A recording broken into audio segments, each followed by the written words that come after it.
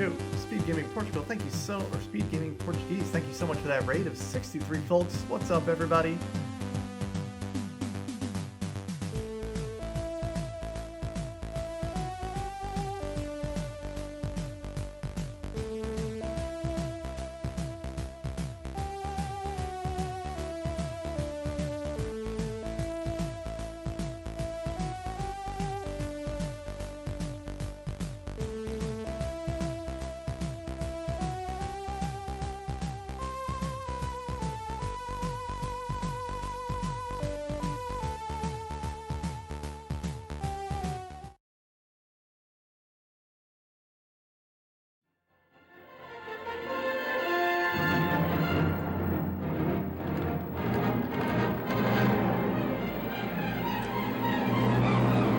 Alright, hello everybody, I am MadMegaX381, you just call me Mad or MadMega. This is Shadows of the Empire, and I have a whole bunch of stuff that I can talk about with this game, so let's get started. This is an any % easy run, and it starts when I select the Battle of Hoth. So, without any further ado, we're gonna go 3, 2, 1, go! Okay. Here we go. So this... make mad... that... Well, you know what? If the game decides to be a jerk, that might also happen too, so... Alright. We start off, we try not to shoot our fellow Rogue Squadron teammates, but it does happen, so no big deal. We try to shoot these probe droids, and so this stage happens in like waves. And the first wave is nothing but probe droids. Now we get some ATSTs.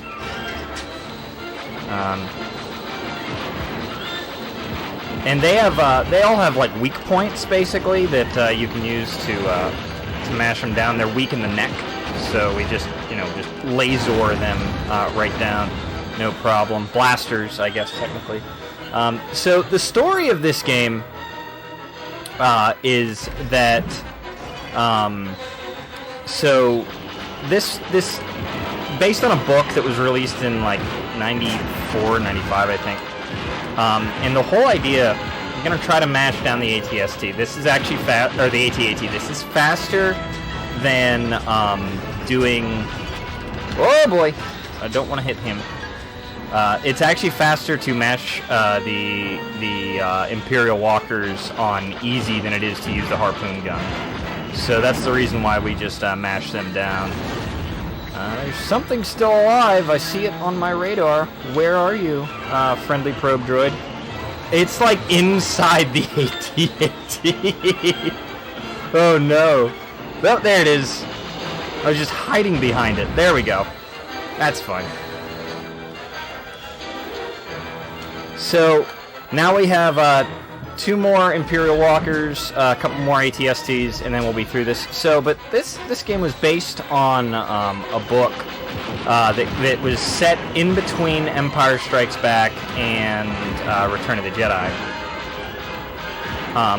So, you're probably asking yourself, then why in the world are we on Hoth? And the whole idea is, well, for one, Hoth is kind of like the biggest... like one of the big set pieces in the franchise, and so they wanted to call back to that, but also to set up our main character here. All right, let's boom, we'll just run into him. That's one way to deal with those, is to just take your speeder and just smash it into the face of the walker there. They don't really like that, believe it or not. All right, and I think that takes care of the stage. Yep. Alright, level complete.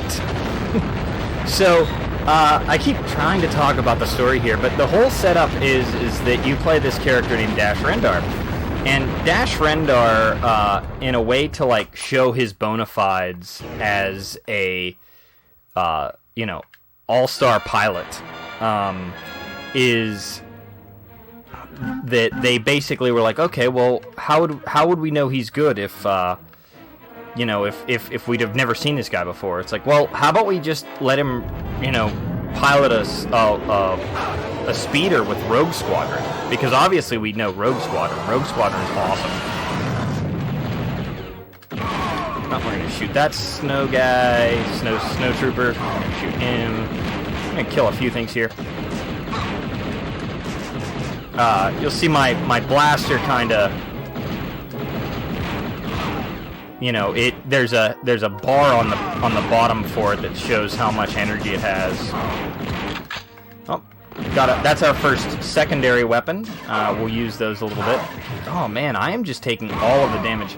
Oh no, hopefully we get to hear a Wilhelm scream here, if we're lucky. Nope. They are just... I'm just getting wrecked here. These are way more accurate than I would say normally these troopers are. So that's the way to show how we know that, you know, this character that we've never seen or heard of before is actually pretty awesome. And because this game is mostly set in between Empire and Return of the Jedi, Han Solo isn't around. So they decided that obviously the thing to do is to create a different scruffy Carillion smuggler and just have him hang out during this. So, you know, that's one way to do it, I guess, is that if you don't have the real Han Solo, make a cheap facsimile, and we'll go with that. I see somebody asking the best version of this game. I'm not sure that I'm qualified to say. I'm generally fond of the N64 version. That is the version I am running. Did I not hit that? Oh, I guess I missed that one. I was like, where's the... What? Okay, there's two. Did I miss one? Oh, there it is. That's what happened. There we go. I had to restore power so that I could leave the hangar bay, but, you know, could not seem to get that to work. So, my affinity is probably for the N64 version. I had this as a kid, and it's like it was one of my favorite games as a kid. I played a ton of it, and it's actually a really neat, I think, a pretty neat little speed run here. We'll get to see some neat things that you get to do. So we're gonna go up here. Oop. Didn't mean to push that button. So every now and again you'll see me do some weird things, and I'll explain what that is. But here we have our first like boss fight.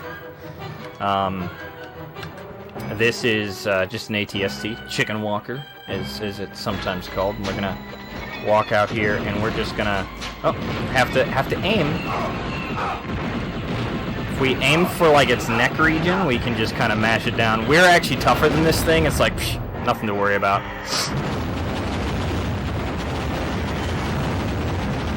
Boom, no problem. Alright, so you have plenty of health, nothing to worry about here. So we're going to walk on out here. We're going to be able to get into our ship, and then that'll be the end of the Hoth stage. That's our ship, the Outrider.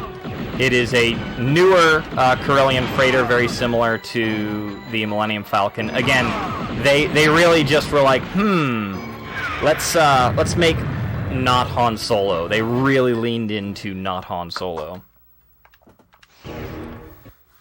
Alright, so now we get to go through the asteroids.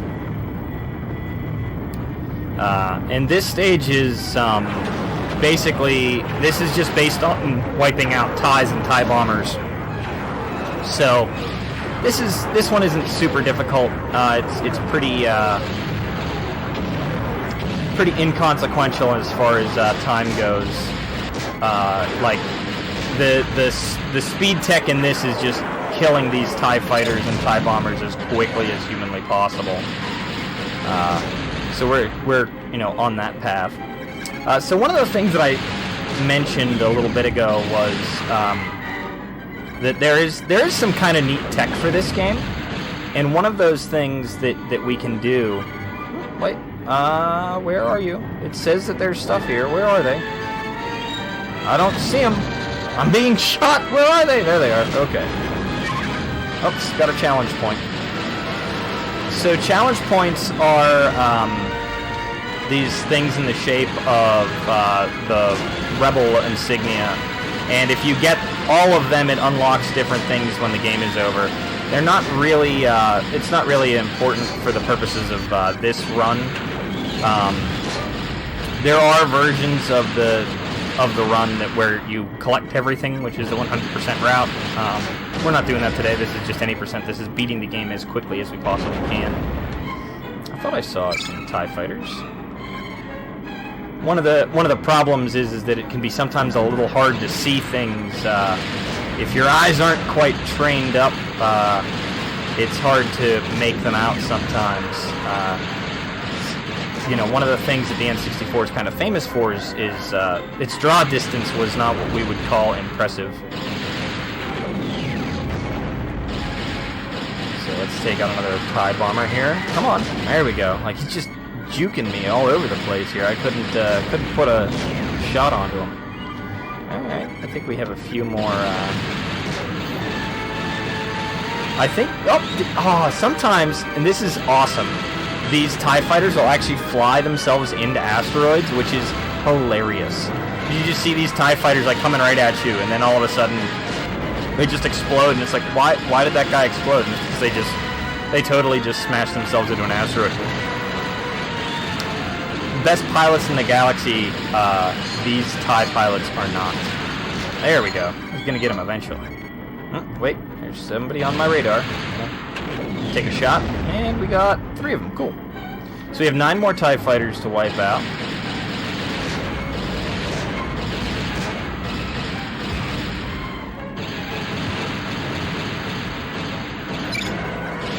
Well, the fog is an aspect of not having a good draw distance. They hit a lot of things with fog to kind of hide the fact that it just couldn't do a lot, you know, field of view wise.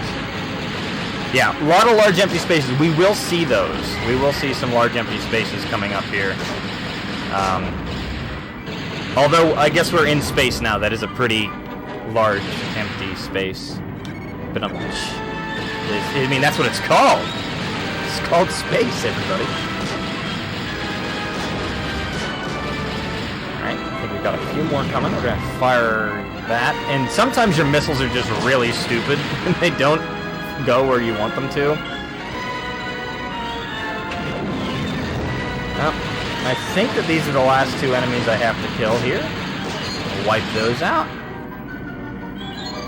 Alright, so that is the end of part 1 of this game.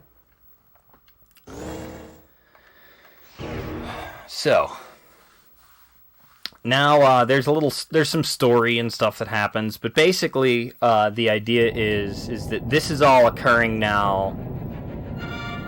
That all happened basically right during Empire Strikes Back. Now this is all happening sort of like kind of right before or right after Empire Strikes Back. So like Luke's around, Han's encased in carbonite, and there are a bunch of bounty hunters going after Luke Skywalker. So the rebellion, worried about him, has decided to try to hunt these bounty hunters because, you know, when, you know, a good defense, the best offense is a good defense. Oh, how do we duck? There we go. That's how we duck. I forgot how to duck for a second, everybody. I swear I know what I'm doing. There we go. I'm not used to ducking in games. I'm used to just being a duck in video games. Play a lot of duck-based foul games. So we're on this train, and this is a planet called Ord Mantell. It's a trash planet. Literally, it's a garbage dump. So like when you call it a trash planet, you're not insulting it. You know, you're not like you're a trash planet. No. It like is just like legitimately a planet where people throw their trash. And this planet actually gets mentioned in the movies. It has one line in Empire Strikes Back. Han and Leia are fighting on the Hoth base. They're squabbling. And she says, "I thought you decided to stay." And he says, "Maybe that bounty hunter on Ord Mantell changed my mind." And that's literally, this is the total reference to they took that one line, that one reference, and they were like, "Hey, you know what? Video game. We're gonna make a whole stage about it." And now we get this to like just sit on this planet and you know, hang out. The speedrun tech for this stage, normally what I would be doing is I'd just be looking straight up, because then the N64 doesn't have to draw as much and it would move faster. But it's that's a little boring, so I'd rather, you know, sacrifice the 5 or 12 seconds or whatever it is, so that, you know, we have something fun to look at here. I'm gonna grab that extra life. So, you know, this is honestly the kind of the worst part of this this game, is this segment right here where we just, there's an AT-AT. I blew that up later, or earlier in the game. That was all me. I did that. I take credit. We're gonna jump to the front of the train. So one of the things that makes this game pretty playable, even though it's on N64 and you don't have twin sticks to aim and everything like that, is that your blaster will kind of like auto track towards enemies. So like if I just mash, the blaster will kind of like, you'll see when there are enemies on screen, I won't change where I'm looking, but it'll move a little bit. Yeah.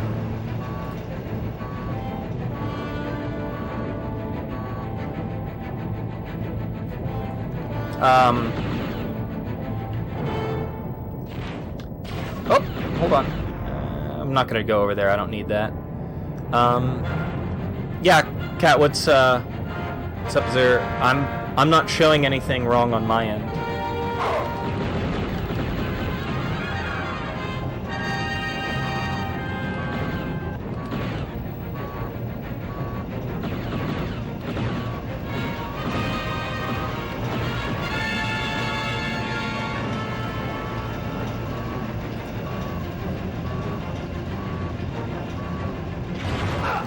Oh yeah, sure. Hold on 1 second. We're gonna pause. I don't remember how to pause my pause my splits, but we're gonna pause. Sorry.